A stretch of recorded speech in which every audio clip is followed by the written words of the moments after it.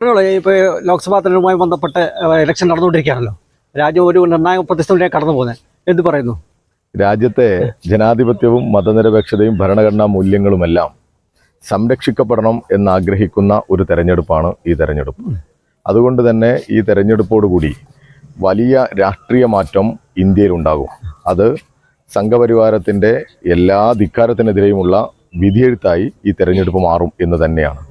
അതുകൊണ്ട് എല്ലാ ജനവിഭാഗങ്ങളും വോട്ടർമാരും വോട്ട് ചെയ്യണം, അവരുടെ ഈ സമ്മതിദാനാവകാശം വിനിയോഗിക്കണം എന്ന് തന്നെയാണ് എനിക്ക് പറയാനുള്ളത്.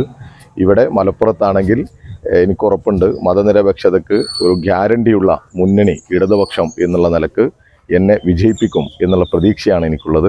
ഇന്ന് മലപ്പുറത്ത് രാവിലെ മുതൽ എല്ലാ ബൂത്തുകളിലും നല്ല തിരക്കുണ്ട് എന്ന് തന്നെയാണ് കിട്ടുന്ന വിവരം. അതെല്ലാം പ്രതീക്ഷ നൽകുന്നതാണ്.